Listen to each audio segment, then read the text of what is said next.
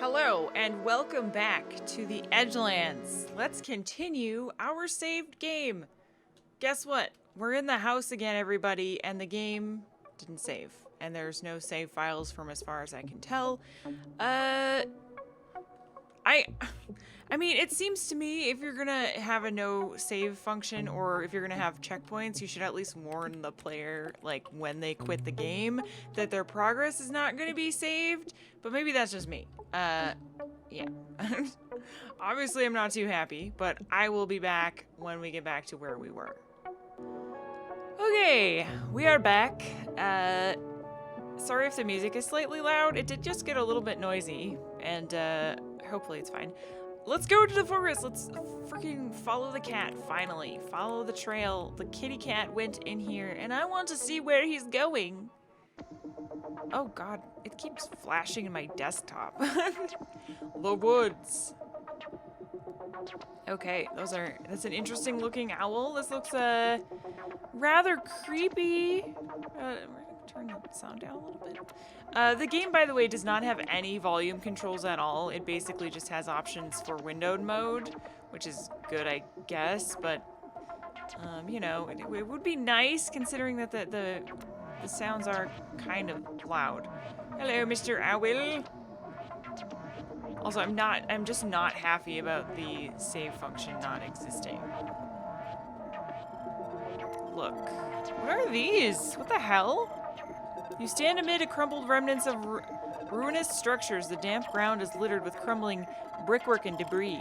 In the corner sits a stack of abandoned office equipment, jumbled printers, photocopiers, and even a long, obsolete fax machine balanced unsteadily. There are dwindling batteries fueling muffled hums and faintly blinking lights. Search the debris. You carefully forage among the debris, mudging bricks and litter with a hesitant foot. There's very few hints of the past life of the ruin, just a scattering of plastics made vague by erosion and broken wiring that has long since shed its usefulness. You poke a few buttons and are rewarded with some decrepit clunks and wheezes, but beyond that, your search reveals nothing interesting. Great, we'll probably need to come back to that later or something. What do you think, kitty cat? There's also a deer in the background there? Not in service. What? What is this? Oh, it's like a bus or something, okay. You see the skeletal shell of an old bus, which the woods are gradually enveloping in the mossy embrace. A crumpled pile of blankets is roughly arranged on the only remaining seat, and on the floor strewn with feathers and leaves sits a battered black briefcase. Open the briefcase. As you lift the surprisingly heavy briefcase, the corroded clasp gives way with the muffled grunt, and the case gasps open. A swirl of paper flies out, dancing around you in a woodland breeze. I don't know why I have trouble reading the text in this game. I think it might be the writing, but I don't know. It's probably just me. You notice neatly typed documents, handwritten pages, a few tattered periodicals, and a grainy photograph of an unsmiling woman within the maelstrom. You grab a handful as they waft listlessly past your head. A brief glance shows dreary sales reports and a selection of pie charts on dull gray tones, all printed on thin paper stamped with the words Murtech Industries. One particular missive does catch your eye, however, a memo from head office. Page is damp and obscured by unwholesome stains, but the general sentiment concerns actions which need to be carried out in some regional Murtech offices as the result of productivity problems, low morale, and too much fresh air and exposure to the distractions of nature. As you read on, the breeze intensifies with a mournful howl, and the papers flutter upwards and dissipate beyond the trees. Great. Great. There's also a bed in there, which is interesting. Can I check? What is this deer following me for? The animals are kind of like just all around me. It's weird. A gnarled tree of considerable stoutness is here. Primeval bark carved faintly with entwined geometric symbols, and the occasional searching of lovelorn graffiti. A dark hollow yawns halfway up the trunk. The innards of the tree are dense with the darkness unwilling to disclose even the faintest hint as to what secrets might dwell inside. You ease a wary arm into the hollow. The air inside feels damp, and there is a sense of scuttling beyond your reach. Your hand brushes against something spindly and dense before settling on a smooth, angular object. A spindly object. You carefully pluck the object from the tree and hold it gingerly between finger and thumb. It is a curious effigy of twigs and thorns, a small figure with beak and horns. As you stare at it, your mind drifts to thoughts of hidden streams of mossy nooks. A low creaking sound snaps you away from your musings, and you look up to see the hole in the tree has closed up. You drop the effigy in surprise, and no matter where you look among the knotted roots, you cannot find it again. Oh. Fine then. I made the wrong choice, I guess. I do like the descriptive writing and stuff. Hi. Hi, friends. You guys look normal, you know. You see the sorry flames of a meager campfire, tattered wisps of smoke trailing slowly skywards. Two gaunt figures sit huddled around the fire, their hushed murmurings trailing off to silence as you approach. Their faces are obscured by dancing shadows, but their eyes gleam brightly in regard with interest. One of them speaks in a thin voice like the far-off city of a wayward locomotive. Bit late to be out wandering the woods, stranger. Here, take one of these to keep you safe. A bony hand extends, and in the calloused palm you see an aromatic sprig of some unfamiliar herb and a small pointed tooth. Tooth. You accept the offered tooth, and the other figure speaks with a voice deep like the tolling of an undersea bell. A fair choice. Just sleep with that under your pillow for a week. Should be fine for... His words are interrupted by a forlorn feral cry from a nearby undergrowth. The figures exchange wary glances, then they turn to you. What was that? Okay, a forlorn feral cry from the undergrowth? It was probably that deer. They shuffle in the dwindling warmth and are visibly relieved. Course it was. This time of year couldn't be anything else. Well, time's getting on, and so should you. Just follow that path there, and you should be fine. A hand waves toward the brambles, and a sign you must not have noticed. Okay. Oh. Did that just appear? Did that just appear? That's cool. Footpath. I mean, it's like very simple, but it's still cool. A dim path winds away eastwards through the trees. Let's follow the path. The clearing. Okay, I'm getting drawn back in here. You know, there was some frustrations there at the beginning, but I like it. I like it. Kitty, where are you leading me to, Kitty? Okay, there's an evil squirrel. Oh, hey! Hey, friend. A hooded figure with a stout cane, eyes fixed on a darkened phone screen. Percussive mutterings of frustration radiate from the folds of the hood. A voice like a rusty gate. Not now, not now. Something is not right with this device. The phone is waved dismissively in your direction. Withdraw. Okay. Does not want to be disturbed. Too busy on Facebook. I understand. Okay, the footpath is that way, but I kind of want to go this way. Oh, it's a white deer. Okay, there's something right here. What's this? You see the remains of some sort of illicit woodland festivities here. Empty cans of cheap alcohol are strewn about the grass, and discarded food wrappers cling persistently to bramble bushes where they flutter and strain with the wind. I'm not cleaning that up. You have no desire to dabble in the leftover detritus of others and feel no remorse in leaving the litter alone. From the direction of the deer comes a disapproving caw, and you glance over just in time to receive a withering look from a timid creature before it scampers off among the trees. Whatever. Dude.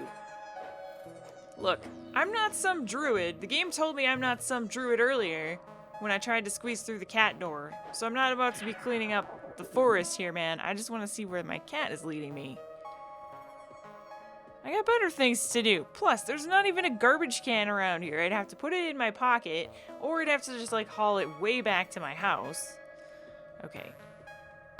Come on. Come on. All right, there, finally. I mean, you know, you guys understand, right? Like, I'm not about to litter in the forest myself, but I don't exactly have time to clean up a mess right now. I got other things to do. Like this.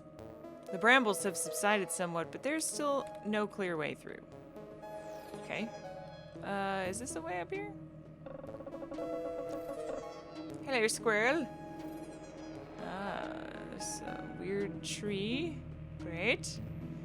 A gnarled and twisted tree stands resolutely before you. Tangled throughout its branches dangle with what appears to be mobile phones. Their small screens, blank and lifeless.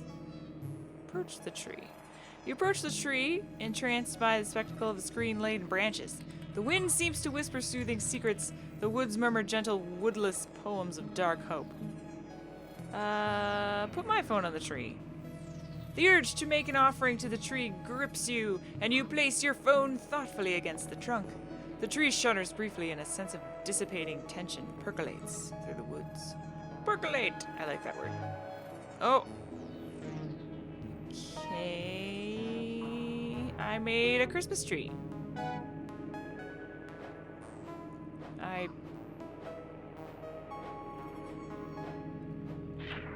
I think my character just kind of felt bad for not picking up the litter, so she's like, here, have my tree. I mean, have my phone, tree. Have my tree, phone. Okay, can we stop with the... Okay, I turned her phone on. That's great. Okay, thank you. Stop with the camera, like, leaving my character. It's weird. Alright, are you happy now, or what? A hooded figure with a stout cane, eyes twinkling. Yeah, approach. The twinkling eyes look up from the screen and fix you with a faintly luminous gaze. A voice like a creaking tree. Yes, stranger, make it quick. There's many places I need to be tonight. Ask about a way onwards. The cane motions to the north, a voice like distant crows. This way, stranger. Through the trees and toward the light, and mind you don't get snagged on the undergrowth. The eyes return to the screen in a manner which conveys that this conversation is at an end. Okay. How come some of the animals have green eyes and some of them have red eyes? Should I be worried about that?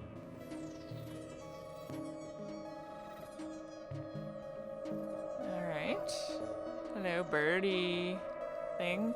A telegraph pole is here. Tree-like, yet incongruous. Incongruous? Wow.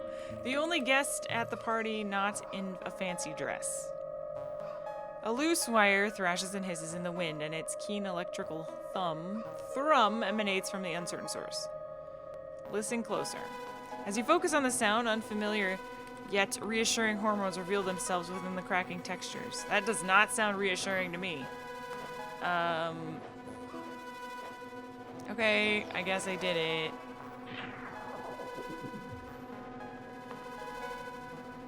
Okay. Can I have my character back now? That'd be great. Thanks. Okay, thanks. I kind of wish that I moved faster, honestly. I really do. Alright, I did it. I'm going to the light. A track slopes upwards, the trees on either side growing less dense. Walk along the track. The crossing. Oh. That guy's a bit weird looking. A little strange, you know? What do we got here? Oh, there's my cat. Come back here, cat. I don't know why I'm following my cat into the wilderness, but I just am. Also, there is an amazing amount of wildlife here. Like, it's crazy. Oh, there's a dude there. Okay. Merca. Cool, let's go buy an energy drink. Just what little girls love. A window foggy with grime behind of which slouches a bored-looking cashier. The cashier looks at you with resigned suspicion. You step forward and attempt a greeting. An unseen intercom hisses and wheezes. I believe it was a question.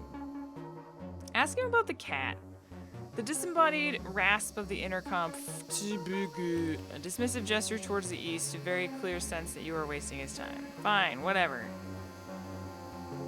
The entrance is barred by an unforgiving door of unquestionable sturdiness. You give it a desultory tug, and the figure in the window glares in your direction. An unseen intercom hisses into action. Please don't. The meaning of the words is unclear. Clearly, it says, please don't. But the sense that you should leave the doorway. Yeah, okay. What about these cars over here? You stand before an immense pile of dilapidated cars and leftovers from some automated autopsy. Everywhere is rust and gnarled junk. Sleek, shinier times, just a distant memory. Search the wreckage. Wary of tetanus and jagged metal teeth, you poke around the vehicles the best you dare. Amidst twisted exhaust and ravaged bodywork, you discover one car which is still mostly intact, keeping its head down and trying to blend in with the more corroded companions. Through the moss-obscured windscreen, you see a small handful of coins shining enticingly on the dashboard. You rattle the handle, but the door will not open. Okay. Is this different? Yeah. Or, no, it's the same, I mean. Kick.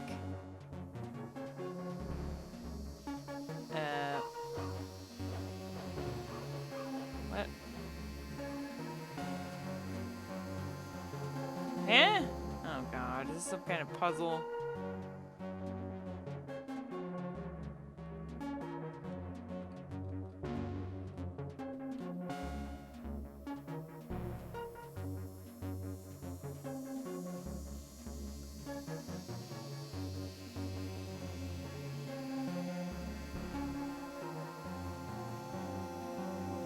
Okay, I can only...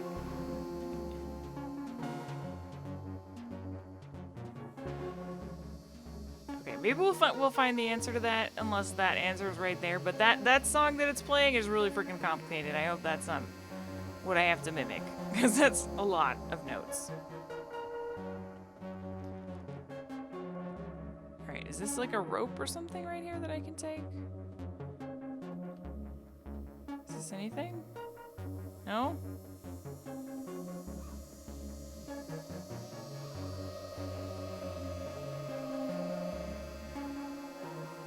You see a cairn-like arrangement of various rocks. Something considered deliberate about their placement. At the base of the edifice is one particularly flat stone. A small offering of coins placed hazardly upon it. Take a rock. You carefully select a small rock from off the side of the main pile. Yay, I got a rock! Hey, it's a bridge troll. An ominously hairy individual slouches warily on a narrow bridge. It puffs occasionally on a foul-smelling pipe and eyes you with curiosity. Did you see my cat? There's a sigh that brings to mind the scraping of rocks. A look which acknowledged that you were both right here. You both know exactly what you saw as far as cats and bridges are concerned. Cross the bridge. You take a tentative step towards the bridge in the hesitant attempt to maneuver around stocky legs and bristling beard. Your obstacle observes making no effort to move or otherwise assist your crossing. Ask it to move. A deep gravel voice. Sorry, stranger. I'm just too parched to even think about moving. A slow, scrapey inhalation. Exhale. Maybe you could buy me a drink from that glittering establishment. A meaty limb gestures towards the shabbily wrinkling petrol station behind you. What do you say, stranger? The beard beams, the eyes twinkle. Good, good. I got some corn here. It ought to be enough. Hand rummages beneath coarse bristles, and a few weathered coins are handed over. Fine. Fine. I'll go buy you a soda pop. Soda pop, pop, pop.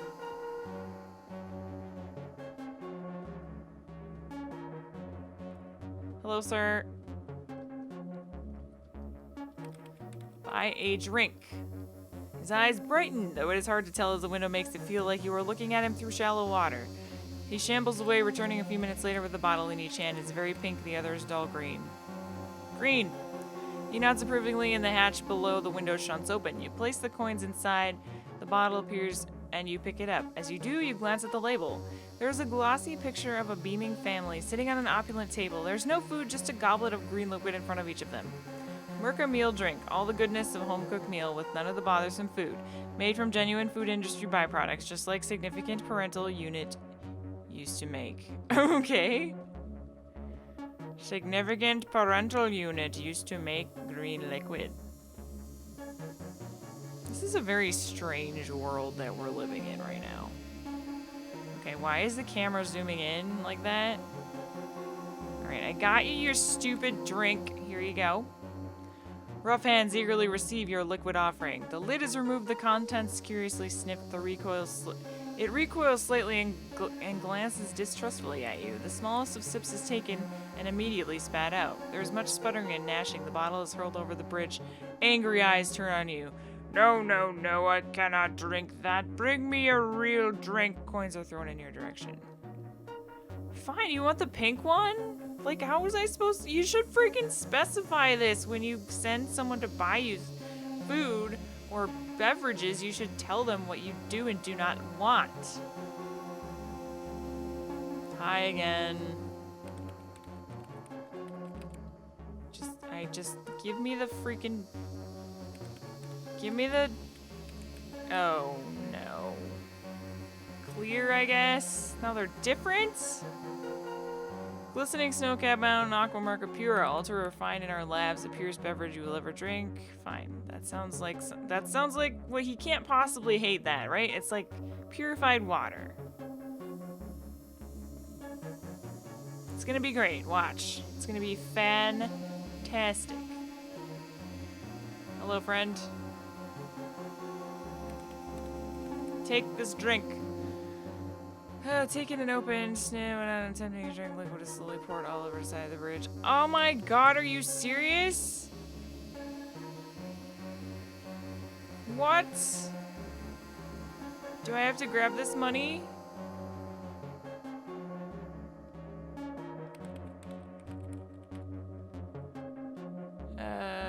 You are struck by suddenly unshakable misgivings after removing the coins. Casting aside nagging notions of desecration, you quickly scoop up the coins. I got no choice. I need to cross the bridge and find my cat, alright? This is important.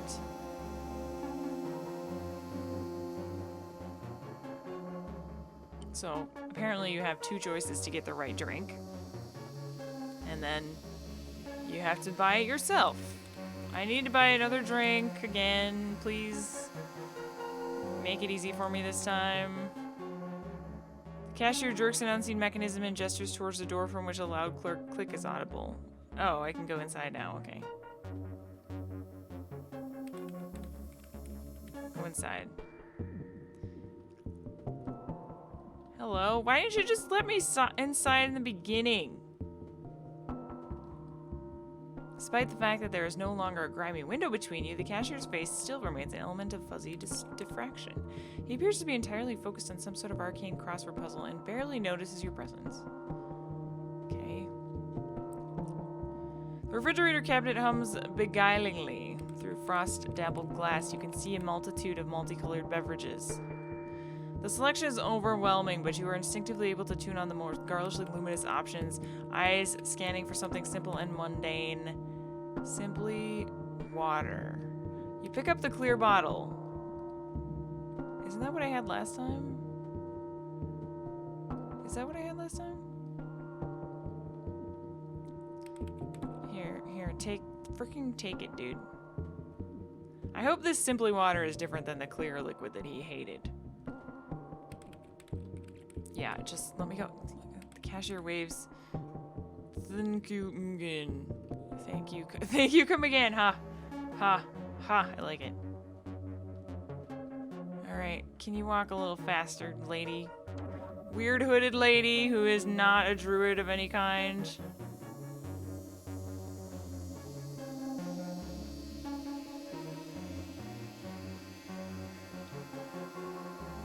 Okay, if you don't take this water, I am gonna kill you.